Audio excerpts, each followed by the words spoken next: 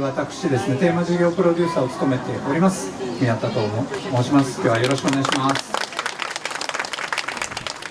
そして今日のテーマがですね、平和と人権になります。私実はですね、このテーマウィークを決めるところにも関わっているんですが、この、平和と人権というテーマを決めるときにですね、ある筋からというか、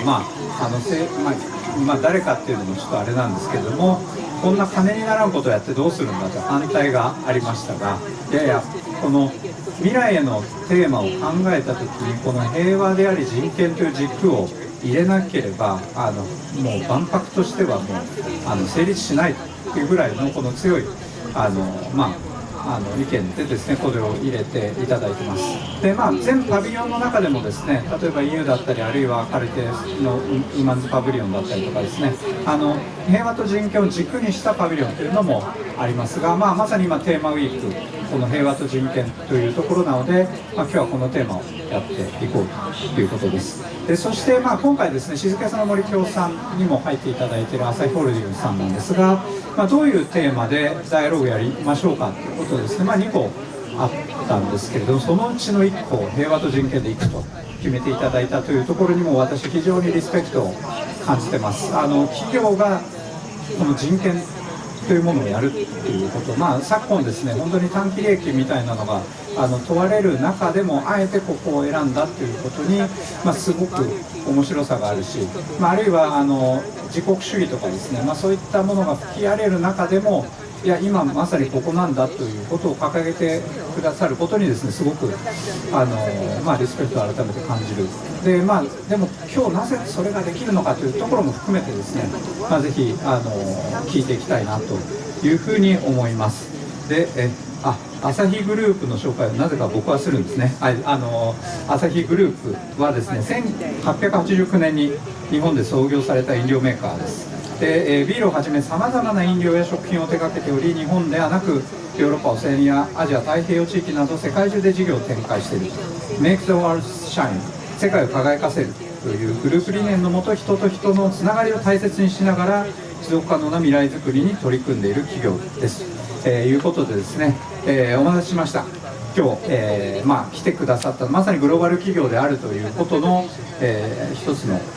証だと思うんですけれども、アサヒグループホールディングスの、チーフサステイナブルオフィサーである、ドラフォミラ・マンティコアさんが今日のゲストです。ドラフォミラさん、よろしくお願いします。はい、ドラフォミラさんはですね、人権を企業の価値として捉え、グローバルに取り組みを進めてこられた方です。まずはこのドラフォミラさんにご自身のバックグラウンドや、あるいはこのテーマに対する思いというものをお話しいただきたいと思います。ドラフォミラさん、よろしくお願いします。Thank you very much, Miyata-san, for inviting me as a guest and speaking a little about Asahi Group Holding and our approach to human rights.宮田先生、今日はお招きいただきまして誠にありがとうございます。本日はアサヒグループホールディングの人権、それから平和に関する思い、それから取り組みについてお話をさせていただきたいと思います。And big apologies, I'm learning Japanese, but it's really difficult language, so I have to speak English, and I have a great support on Mami-san as interpreter.最初にお詫びを申し上げたいと思います。私今日本語勉強中なんですけれども、なかなか日本語というのは難しい言葉だと思いますので、本日は通訳の支援を受けております。And now coming to your question, so I'm from Slovakia. I lived and worked in different European countries, in India, and now for last 1 year I live in Japan.そして私自身のことを少しお話しさせていただきたいと思います。私はスロバキア出身で、これまでヨーロッパ各国、そしてインド、そしてこの1年ほどは日本で住んでおります。And I'm originally economist and started my career in the bank, and then I moved to the field of corporate communication, relationships, engagement with people.Public affairs and especially sustainability. So over the last 20 plus years, I am very active in the field of sustainability, where area of the human rights respect is one of the important pillars. はい、で私はもともとキャリアを最初に始めた時は銀行に勤務いたしまして、どちらかというとエコノミストとして勤務をしておりました。そこからいろいろなその企業の広報関係ですとか障害関係、またその人のエンゲージメント、そしてまたそのサステナビリティのスペシャリストとして勤務をしてまいりました。これまで過去20年ほどこのサステナビリティの分野で携わってまいりましたけれども、もちろんこのサステナビリティの中で人権の尊重というのは非常に重要な柱でございます。そうですね、ここで一つ質問したいんですけれども、まさに冒頭私がお話しした通り、この人権っていうのはなかなかこの企業活動の中で利益を上げるっていうふうに捉えづらいところがあるんですよね。でそういった中でこのドラホミラさんがですね、このテーマに取り組むきっかけっていうものが、あるいは個人的な思いですね、どうしてこれを取り組み、そしてどういうふうにこれを展開しているのかということをここから聞いていきたいなと思いますが、まずは個人的な思いを聞かせてください。So, business has a credible, amazing power. It can, of course, make money, make profit, but at the same time, it can have a positive impact on society, or negative. And I think it's a big choice. And part of this choice is also human dignity, respect for the human rights, because business can be only successful if or the business cares about people, if it respects human rights, it creates the right conditions for people, employees, but also people connected to the business. And that's one of the values that I really believe in, and I'm leading business to go this direction. その企業というのはもう本当にネガティブな意味でもポジティブな意味でも非常にその社会に対する与える影響というのは大きいと思います。もちろん企業というのはお金を儲ける、あるいはその利益を追求する存在ではあるんですけれども、社会に対してポジティブでもネガティブでもいろいろな影響を与える力というのを持っています。でそれでポジティブな影響を与えるのか、あるいはそれをネガティブな影響を与えるのか、それは企業によって選択は異なると思います。ですがやはりどうしてもその企業で成功していくためには人を大切にしなくてはいけない、またその人権を尊重して、その人々のその状況というのを良くしていかなきゃいけないというのがあります。ですので、その従業員、その会社の従業員だけでなく、そのいろいろビジネスで関わる人たちのその人権ですとか、その人たちの尊厳を尊重するということが非常に企業にとって重要だと考えています。ありがとうございます。データから見てもですね、少し前でもこの人を大事にする、つまり従業員の満足度が高いほどサービスの質が高いというのは示されていたんですよね。でもただこのデジタルで世界中がつながった中でですね、やっぱりもっと広いレンジですよね。いわゆるこの人権を大事にすることがこの社会を大事にするということがより実感できる、そしてその影響が分かるようなこの社会になってきたのかな、まさにドラホミラさんがおっしゃってたことが実感を伴って今世界に広がりつつあるのかなというふうに感じてます。でそういった観点からですね、では具体的にどういった取り組みをこのアサヒグループの中でやってらっしゃるのかということについて伺っていきたいなと思います。So the human rights are part of the foundation. It is the way how we do business, how we operate.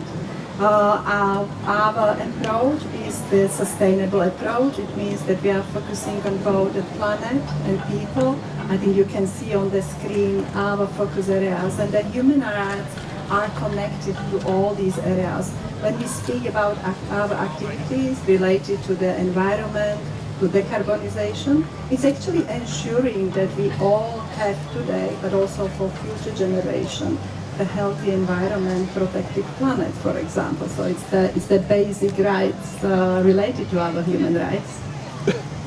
はい、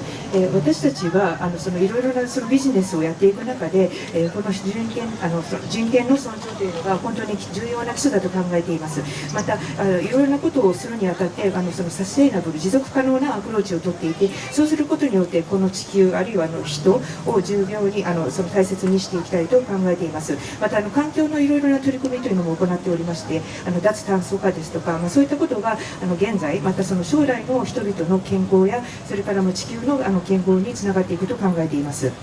If I move from planet part to people, it is also about the very important things we feel today. It's about safety and health, how we create working conditions for our employees in the situations like today where there is horrible heat. Do they have good working conditions? Are they protected from the safety, health, but also from the well-being, as you mentioned, because it is about satisfaction of people to be motivated and feel good to perform. またその地球を守っていくという意味で環境的な取り組みというのも行っているんですけれども、その地球から人に目を向けてもやはり人の安全、健康、それから労働環境、またその幸せ、幸福感、そして良いウェルビーイングですね、そういったことが先ほどもおっしゃられましたように、もうその人々があるいは社員が満足していればそれが良いパフォーマンスあるいはサービスにつながりますので、そういったことにも注意を向けています。ありがとうございます。And I have to mention the one more point, if you don't mind me, Ato-san, because that's very close to my heart, and it's diversity and inclusion. I think this expo is the proof that the diverse environment and ideas create something very unique. And it also goes with the business. If we enable different people with different backgrounds, views, genders, to work together to be themselves so they shine as they are. This is where really new ideas, great solutions are born. This is where people can be fulfilled. And it's also part of the respect for human rights. それからもう一つお話をさせていただきますと、このダイバーシティ、多様性、それからインクルージョン、包摂性というのも非常に重要だと思います。この万博でもまさにそれが実現されていて、それはもう本当にこの万博の独特の良さというのを醸し出していると思うんですけれども、やはり企業の中でもいろいろな背景を持った人、いろいろな性別の人たち、そういった方々が自分らしい形でいろいろと生き生きと活躍をすることによって輝くことができると思います。そうすることによってそういった充実感を持った人々が何かを作るということで良いソリューションが生まれていると思います。ありがとうございます。今お話しいただいたように1970年の大阪万博というのはまさにこの経済成長というなんか産業革命に世界を追いつけを起こせというような形でですね、丹下健三さんが作った非常に秩序合理性の大屋根とそれを突き破る岡本太郎さんの太陽の塔というようなこのある種対立拮抗関係で未来の力を立ち上げようとしてたんですね。でもただそこにはやはりまだ近代的なというのかやはりこの経済成長というもののこの大きなストーリーがあったんですけれども、今回の万博はこの大屋根リングがあってで真ん中にまさにこの森がありでそこにこう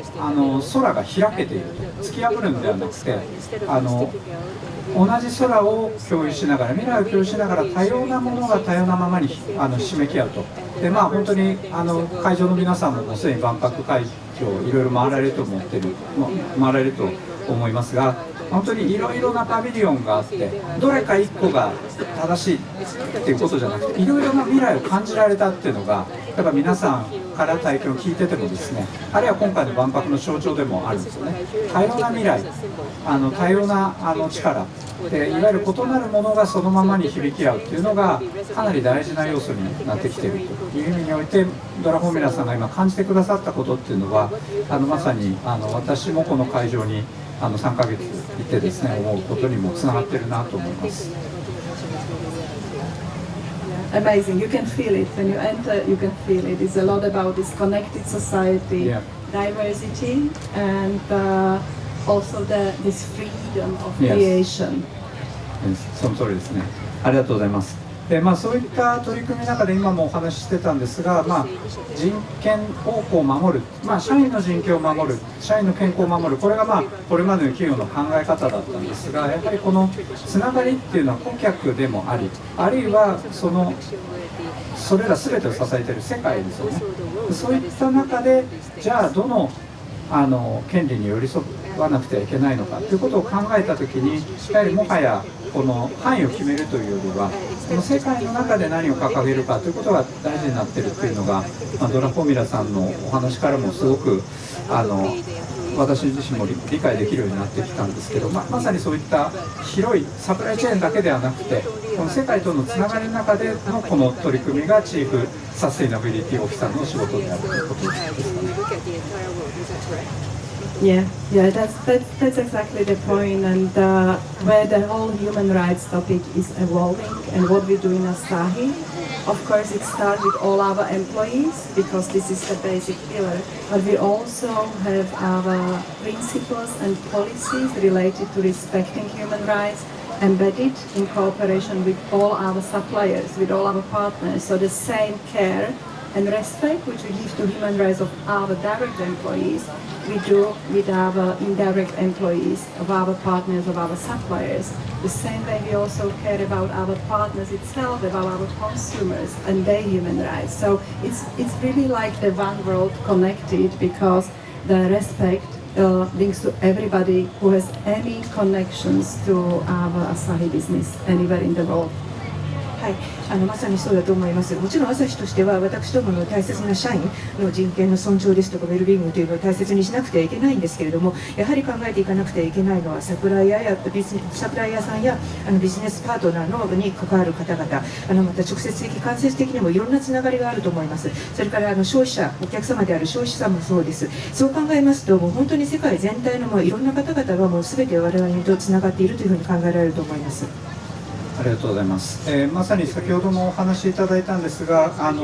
ドラホメリさんの話の中でも他のテーマウィークのウェルビーイングという言葉が出てきたりとか、あるいはコミュニティにつながるような概念も出てきていると思うんですが、このテーマウィーク自体もつながってるんですよね。この平和と人権、あるいは食とライフスタイルということではなくて、これらはそれぞれこの物の見方の整理であって、実は全体が連携をして一つになっているし、で静けさの森のアートの中でもこの小野洋子さんのこの、今日はちょっとジョン・レノン T シャツを着てるんですが、クラウドピースですね、この空を見るという仕掛けが森全体にも反映されているし、実はオヤネリングの骨格を作ったりもしていて、人権っていうのは結構なんでしょうね、全てのテーマにもつながるすごく大切なものだなというふうに感じています。で、改めてドラホミラさんに質問なんですけども、このアサヒグループにとってこの人権というのはどういう言葉で定義されているのかというところを少し教えていただければなと思います。As you said, it can be very big, complex thing because it is actually everything. But if you think about it and the way how we think about the human rights in Asahi, is actually the basic rights of people, and they which are connected to being human. So you need to think about all these elements. But then as a company, you really have to translate it into the very concrete actions where you see you can have the impact. So it is about ensuring and respecting the rights of people, because we are all human. Being human, we have the rights and freedoms. Thank you. はい、私も先ほど先生がおっしゃいましたように、もう非常にこの人権というのは壮大なテーマで、しかもかなり複雑なもので、いろいろな要素が関わっていると思います。ですが当社ではまずはこれはもう人権というのは人が人として当たり前に持っている基本的な権利だと思っています。でそれがいろいろなことにつながっているかと思うんですが、我々企業として具体的に何かインパクトを与えるようなアクションを取っていかなくてはならない。そうすることによって人権というのが尊重されていくんだと考えています。ありがとうございます。実はこの人権、ベターコービングというパビリオンがこの森の中にもあるんですが、この概念もすごくやっぱつながってるんですよね。どういうふうにこの共に生きていくのか、コービングっていう問いがあるんですけれども、最近はやはりどうしてもこのフィルターバブルだったりエコーチェンバーっていう現象によってですね、自分たちが価値観を共にできる、あるいは自分と近い人たちとのこの利害だけでですね、その違う側にいる人たちのこのことを考えないっていうような、現象がやっぱ強く起き始めてしまってるんですが、そうではないと。ベターコービングっていうのは、ベターっていうのは何なのか、たとえなんでしょうね、明日亡くなる方であったとしても、その人自身が希望を感じてられるような生き方何なんだろう、あるいは自分自身ももしかしたら不幸な状態になるかもしれないし、あるいはそう決してならなかったとしても非常に苦しい状態で生まれてこざるを得ないような子どもたちもいるし、あるいは不幸が重なって苦しい状態にある人、でもそういった人たちにも寄り添えるようなこの社会、あるいは共にある在り方は何なのかっていう問いがこのベターコービーなんですね。なので多様な人たちの立場に対してのこの共感することは完全にはできないかもしれないけれども、でもどう寄り添って未来に迎えるのかっていうこの問いの中で一緒に進んでいくっていうことがすごく大事で、これはもう本当に人権の基本的な考えにもつながる部分があるのかなということを、ドラホンダさんの話を聞いてて感じました。And it's a lot about the quality of listening Yes. and seeing, so that I think if you in a business, what we try to do to start with what is the understanding, what is probably the issue of people, because then you can also address it relevantly. それからやはりどういったそのいろいろな人たちの状況に対してきちんと耳を傾けて、そしてきちんとそれを見届けるというそのやり方というのも非常にそのいろいろな課題に対応していく中で真摯にそういった形で注意を向けていくということも重要だと思います。そうですね、我々実はいろいろなことに耳を傾けるという考えがを突き詰めすぎてですね、屋根も風もないパビリオンになってしまって、でそして今もこの屋根の風もない状態で皆さんと大老合しているということでですね、皆さんにもすごく不便を感じて、もう暑すぎるじゃないかっていうのもあるんですが、雨さえも日の光も風も私たちをつなぐものっていうものに時に耳を傾けながらですね、未来を向き合えればいいかなというふうに思ってます。で、静けさの森っていうのはまさにそういうスペースで朝日さんと一緒に作ってるのが、この合理性を突き詰めてきた時に、これまでの都市計画から自然というものはエリミネートされたり伐採されてきてしまったんですが、そうじゃなくてまずその合理性ではなくてそこにこの役割も何かがなくても互いに自然に入れる場所っていうものを作りながら、このコミュニティの中核で、それはまさに人権の問いを立ち上げていこうという、そんな空間を作っているということですね。And that's one of the example of the concrete actions, and this is very important because we can stay in the philosophical, level, but for company we need to bring it to ground. And for us, what is important that relatively recently, 14 years ago, the United Nations launched the guiding principles for business and human rights. And that's actually for us the guiding note how to translate all the respect of human rights into the concrete actions in our company, for our employees, but also for all people within our network. ありがとうございます。そうです。まさにおっしゃった通りで、もちろんいろいろその人権のことを考える中で、理念的なことをいろいろ考えたり話したりとかすることができるんですけれども、やはり企業としては現場に行って、そして具体的なアクションを取るということが非常に重要だと思っています。そういった意味で14年前に作られた国連人権理事会のそのビジネスと人権に関する指導原則というのがありますが、まさにこれを私どもとしましては指針として使って、そしていかにもその人権尊重のために具体的なアクションを取っていくのかということをやっております。それは社会我々の会社、あるいはその社員ということだけじゃなくて、全ての人に関わることを考えて行動をとっております。まさになんでしょうね、人権を尊重するというのがただ良いということだけではなくて、企業にとっては義務であるということですよね。やはりその新しい概念が立ち上がった時、最初は志がある人たちが自らなんていうのか、そういった心情を作ったりするんですが、それがやっぱり共鳴して広がっていくと、まさにそういったことを義務として企業も活動しなくちゃいけない、そんな今状況になっているという理解でよろしいでしょうか。Yeah, it is, and exactly these global frameworks are very important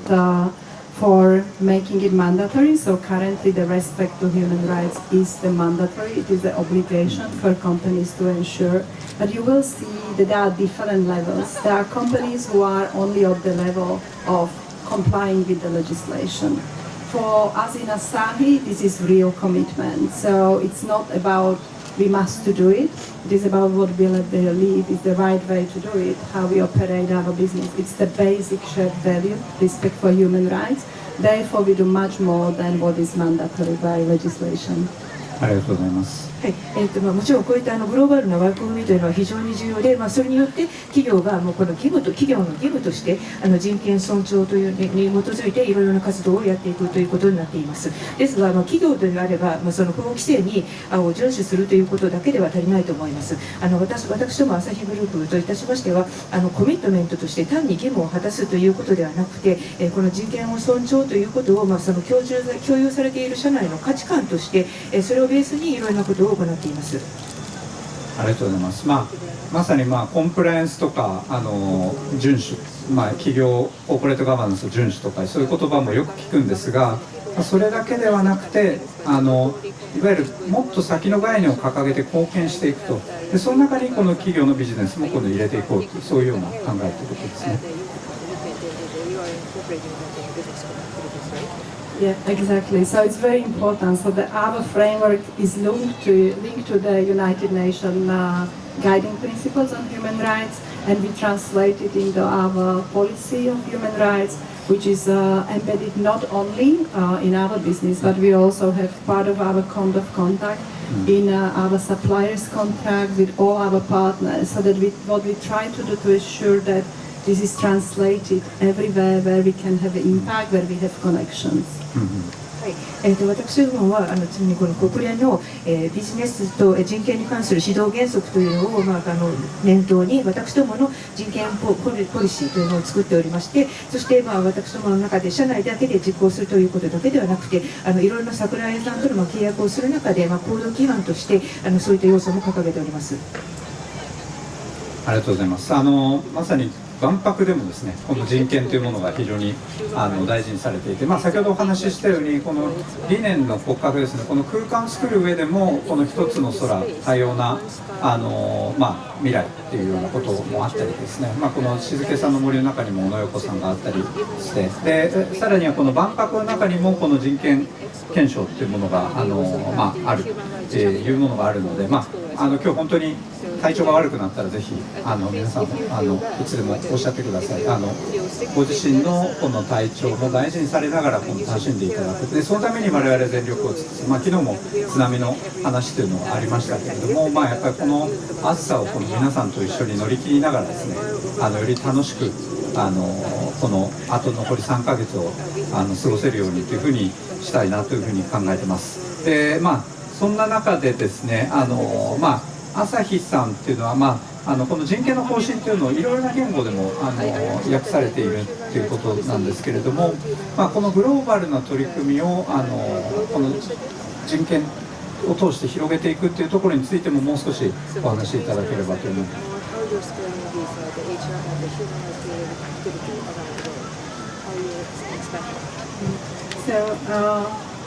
Thank you for sharing the approach of Expo to human rights. I think it's very powerful that one of the most important parts of the policy for Expo is respect of human rights of all people who are coming here. まずこの万博の人権に関する考え方について共有いただきまして誠にありがとうございます。非常にそれはパワフルなものだと考えています。And in Asahi, you can imagine like Expo, a million of people coming to visit. We have 30,000 employees around the world, and they are working in different countries, speaking different languages. So for us, one of the important elements of ensuring that policy of human rights is understood and followed by everybody is to ensure the translation in all these languages. 私どもも世界中でいろいろな国でいろいろな言葉を話す社員が3万人ほどおりますけれども、やはりしっかりと人権の我々のポリシーを理解してもらうためには、そしてそれに従っていただくためには、その多言語で翻訳をするということが重要だと考えました。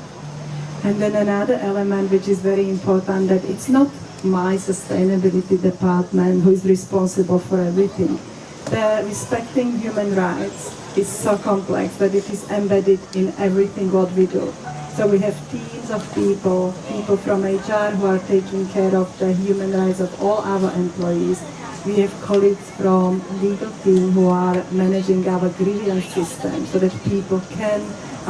submit if they have any issue, any complaint. We have people from procurement who are working with our partners, with our suppliers to ensure that the human rights are respected also among employees of our suppliers. And my role of my team is to ensure that we have overall strategy, we have direction, and we are connecting all these people working together. 私どものこのその人権に関する取り組みというのはもちろん私どものこのサステイナブリティに関するこの部門が全体を仕切っているわけではあるんですけれども、その社内のいろいろなグループチームがいろいろな活動を行っております。例えば人事の方でしたら、社員の人権がきちんと担保されているようにいろいろな取り組みを行っております。また法務の方では何かそういった問題があった場合は通報できるような制度を作ってフォローをしておりますし、また私どもの調達部の方では私どものサプライヤーさんですとかビジネスパートナーの方々、その社員の方々も含めてきちんと人権が尊重されていることをその担保するような活動を行っております。で、私どもの役割としては全体的なその人権に関する戦略や方向性を設定するということです。ありがとうございます。ちょっと少し話を変えてみてですね、少しこの会場のことも今いろいろお話ししてみたんですけれども、改めてこの今日会場も回られたり、静けさんの森とその隣接するベタボコビンパビリオンもそうですし、会場とかも回られたんですが、ドラホミラさんから見てどうでしたか。万博全体のイメージもそうですし、会場についてもなんていうかこの静けさんの森についてもいいんですけども、何か感じられたこととかご質問があればぜひいただければと思います。I think it's really the place when you come here you feel the harmony, and it's not only linked to that feeling that you are close to nature and nature calms you down and cools you down these days. It's really this feeling that you see the people are just smiling more when they come to this part of the expo because it is connecting them and calming them down as the power of the nature.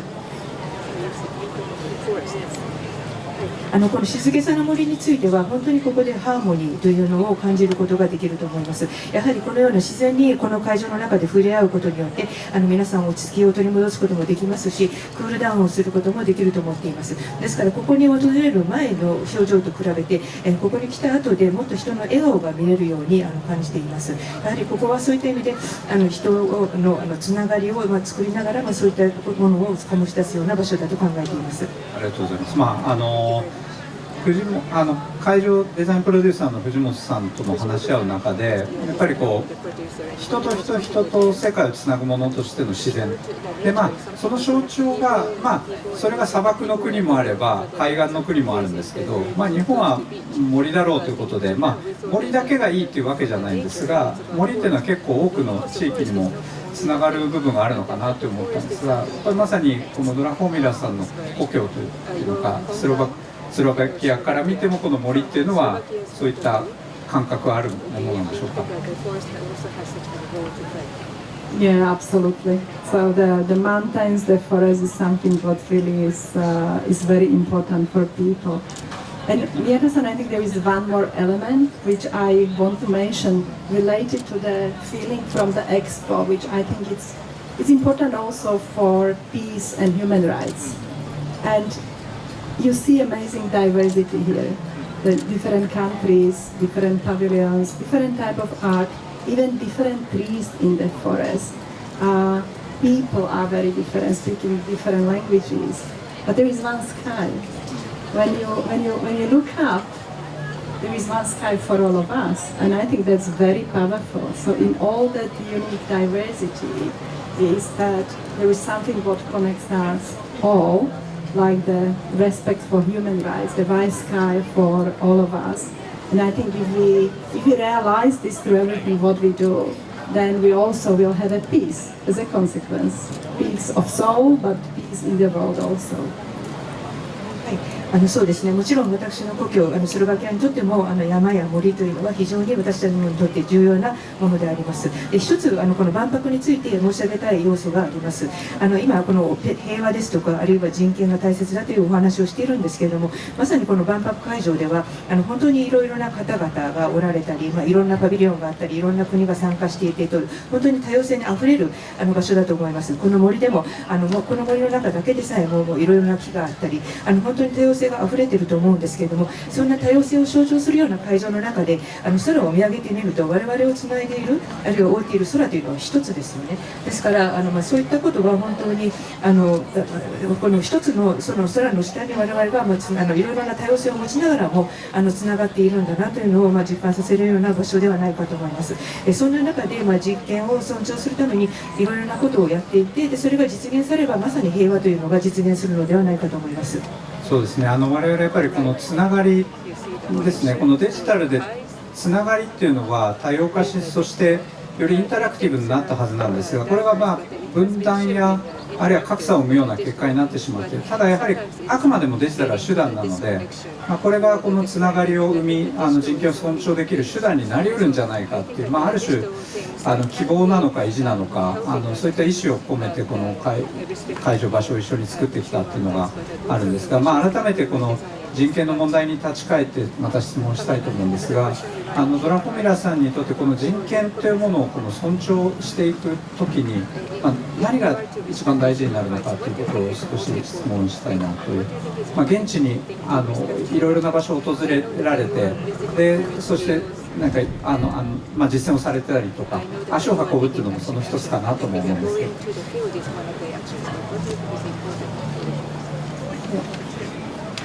I would say that simply way to change is the action, is the understanding and the action. And the way how we try to ensure that the human rights are respected are linked to the 4 key steps. The first is really the reviewing, so what is happening? Is there any risk? Do we understand if there is any potential risk which we should mitigate related to respecting human rights? Then the second thing is so what we can do about it? What are the actions which we can do it? But it's still not enough. We also ensure that we review if the actions which we do to mitigate any risk of the human rights violations are really working, if there is need to do any adjustment, any actions. And the last but not least, we communicate transparently about this externally and also internally. So all these elements have to be done to really have the robust approach to respecting human rights. はい、私はしっかりと人権を尊重してまたそういったことを推進していく中でやはりいろいろな状況の理解とそして具体的なアクションをしっかりと取っていくということが重要だと思っています。で私どもは4つのことが重要だと思っています。まずその状況をいろいろと見てみて何かその潜在的な人権を侵害するようなリスクがないかということをしっかりレビューするということ、それから2番目にじゃあそういった状況に対して我々が何をできるのか、そしてそのアクションを取るということですが、これだけでは十分ではありません。3つ目にまた何かリスクを緩和するためのアクションを取った後でしっかり私どもがやったことが本当に機能しているかということをレビューする。そして4つ目にそういったことを行ったことをその社内外に対してしっかりとコミュニケーションを伝えていく、こういったことが全て揃って初めてしっかりとした貢献ができると考えています。ありがとうございます。本当に素晴らしい取り組みですし、そこがしっかりサイクルとして回ることによって初めて継続的に人権が尊重されていくと思うんですけども、具体的な事例としてドラゴンミラーさん関わられているもの、朝日グループとしてやっているものについて少しご紹介いただけると、ありがたいですか。So, for example, as I mentioned, the quality of seeing and listening is very important. To be able to identify if there is any risk we should address, that we very often go to field. One of my recent visits was, for example, in Malaysia, where we wanted to ensure that we have all our partners, all our suppliers, acting in line with our human rights policy and to respect human rights. And we went to Malaysia and we met our supplier, but we also spoke with employees in the field. We checked their working conditions. We also spoke with non-governmental organizations who are taking care of human rights there. We spoke with the certification bodies who are actually controlling if the human rights are respected. So this is the way, and I think we have pictures from our trip in Malaysia. This is very complex way. You need to go to field, you need to understand what is really happening there. If the actions you would like to bring to life are really there and if it works. はい、先ほども申し上げましたように、しっかりとそのリスクを見極めるためにしっかりと目を見開いて見て、そしていろんなことに耳を傾けるという、またそういったことを行うその質が非常に重要だと思います。最近の例で言いますと、先ほど私どもその現場に行っていろんなところで見聞きしています。最近の例で言いますと、このような写真にありますようにマレーシアに行きました。そしてそこで私どものビジネスパートナーやサプライヤーさんといろいろと交流をいたしました。そこでしっかりと私たちが掲げている人権ポリシーがきちんと守られているかどうか、そしてそのサプライヤーさんやパートナーさんの社員の方々、実際にその現場で働いている方々の方々ともお話をして、またその労働環境がどうなっているかということも私たちがこの目で確認をしてその状況というのを確認しています。またそういったサプライヤーさんやビジネスパートナーの方々だけと関わるのではなくて、その人権に関わる NGO というのもマレーシアにございます。またその人権に関わる認証機関というところもありますので、そういったところとも連携をしながら、しっかりとアクションを取っていって、そしてそれが本当に機能しているかということを確かめております。ありがとうございます。まさに知るということですよね。現場に足を運んで異なる考え方、あるいは異なる立場にある人たちに対して思いを巡らせるって、それが本当に人権の起点になるんだなということですし、まさに万博がそのものですよね。皆さんがここに来ていろいろな国も知ってたと思ってたっていうことだけじゃなくて、実際いろいろな国の人たちが大事にするものを一緒に大事にするっていうのがこの万博なので、この万博に来て感じているということ自体が皆さんがこの人権を尊重するすごく重要な一歩に立たれてるんじゃないかなというふうに思います。もう本当に今日ね、人権すごく難しいけど、今日ここにいてこの暑い中この時間をご一緒にしていること、皆さんもこの人権に向けたすごく重要な一歩を一緒に踏み出しているというふうに思います。残り時間少なくなってきたんですけど、ドラフォミラさんからまだお話になりたいことはありますか？東京プライドの参加とか、あるいはこれから何をしていきたいか、将来のプランとかいろいろあると思うんですけども。I actually have a question for you, if I can. Okay. If I can, because it's Okay. about the listening, Yeah. not only about the speaking. And you see that we try to do a lot at Asahi to connecting business, our business, and society. What would be your advice? What we could do more or differently to ensure that this dialogue is really effective, that we listen each other and really are moving in this space of the respecting human rights? Would you have any view or advice for us? すみません、まず質問を通訳させていただきます。先ほども申し上げましたように、やっぱりしっかりと聞く、私どもの方から発信をするだけじゃなくて耳を傾けるということも非常に重要だと思うんですけれども、私どもアサヒグループホールディングスとして我々の事業とそれから社会をつなげていく中でいろいろなこういった人権の尊重するための活動を行っています。そういった私どもの活動をより有効性のある実効性のあるものにするためにどのようなことをしたらいいか、ぜひ先生からアドバイスをいただきたいと思います。すごく難しい質問が来ましたが、そういう意味では、今回この万博というこの一つのこのムーブメントの中でご一緒させていただいて、でこのいわゆるアサヒグループさんのこの取り組みそのものがですね、この静けさの森とともにどう未来に広がっていくのかっていうような東洋書に立ち上げさせていただいたり、今日まさに対話しているっていうこともそのものに含まれていくんですけども、やはりこの取り組みをこの祝祭だけで終わらせないっていう、先ほどドラフォミラーさんがおっしゃっていただいたようにですね、じゃあ何が大事なのか、どう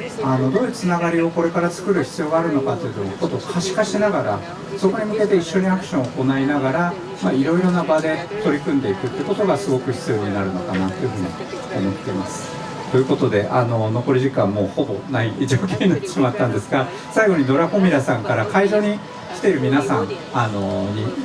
ッセージを、この人権ということが今日のテーマなんですけれども、何を持ち帰っていただきたいかということをぜひお話しいただければと思います。Thank you very much. First of all, thank you for coming and being here, interested in the topic of the human rights, respecting human rights. It's connected to each of us individually. So please take good care about yourself, but also take care and respect of others. This is the way how we can build a better future society. 本当に最後に皆様今日はこの暑い中わざわざここにお越しいただいて本当にありがとうございます。今日一緒に人権問題についていろいろと一緒に考えることができましたけれども、まずその人権を尊重する中でまず皆様がご自身のことを大切にしていただいて、そして他の人に対して思いやりを持つ、そういったところから全てが始まるのではないかと思います。ありがとうございます。今日まさに先ほども話しましたが、ここに参加していただいたことがもう人権に対する大きな一歩を踏み出してますし、この万博これからも、10月13日まで続いていくんですが、いろいろな人たちが大切にしているものを皆さんと一緒に感じてですね、この未来に向き合っていくことができればと思います。これがまさに人権の一歩になるんじゃないかなというふうに感じました。今日本当に暑い中ありがとうございます。皆さんとこの時間を一緒にできて大変光栄です。今日はどうもありがとうございました。ありがとうございます。ドラフォミラさんありがとうございました。宮本さんありがとうございました。